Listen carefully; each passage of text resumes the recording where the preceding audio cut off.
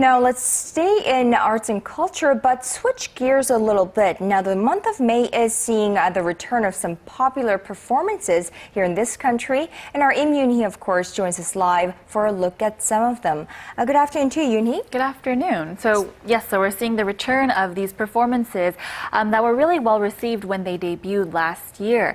And so this time around, the weather has been really nice, and so there are a bunch of events outdoor, but we can't forget about those performances that are taking indoors.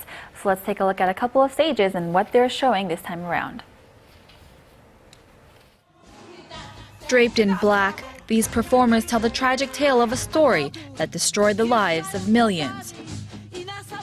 This mother is a survivor of the Holocaust, but the scars of her wounds never healed, even dragging her daughter into the shadows of her past. Directed by Jan Klata, this traveling performance group represents Poland and the story of a people who have spent years trying to break away from the horrors of their past. These soldiers have been stranded on a deserted island, but they're not just any soldiers.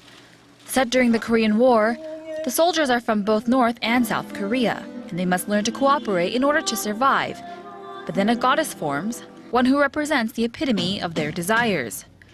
After a successful debut early last year, the musical Goddess is Watching has returned to the stage with the original lovable cast. In the story, the goddess is not a real goddess, but a figment of their imaginations. It's a person that is within everybody's soul. Also set in a tumultuous time period, the musical Bonnie and Clyde takes the stage again as well. The characters Bonnie and Clyde are robbers during the Great Depression in America. And while they should be villains, they turn out to be the protagonists instead. It's the story of two fearless adventurers remade into a contemporary work. With new faces and talented artists, Bonnie and Clyde is back with a more explosive performance this time around.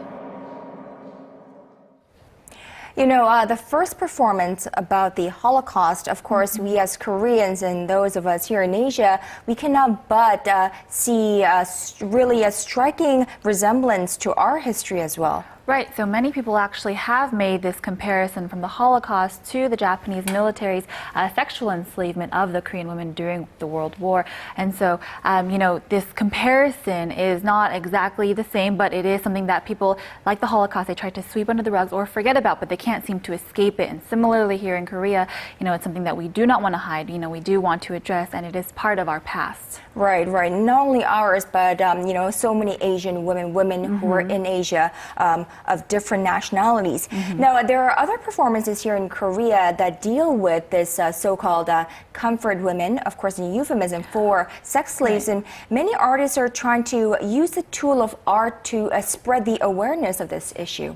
So recently, there was actually a performance called Garden Balsam or Pongsunhwa, and it dealt with a girl who unknowingly her grandmother was a sex slave, and she did not know it until she researched it. So similarly, she is trying to escape it, but she did see that it was part of her history, and when she did figure it out, much like the generations here today that are separated from this issue, they learn about it through our elders, through our grandparents, through our history, and it just they can't seem to hide it, which is what they want to do. They want to address it through these events, through these plays and shows. Right.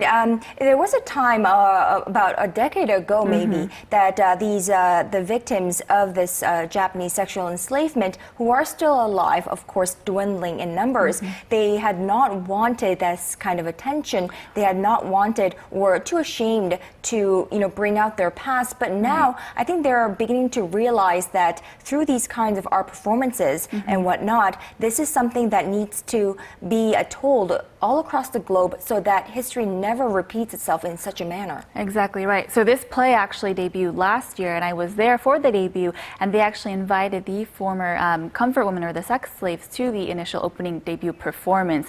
And so them being there, they gave a little speech, and they said they were touched to see this kind of performance and to see that people from the future generations really trying to put this out there. Right, it's something that will never be forgotten and that needs to be addressed in the near future as time is running out.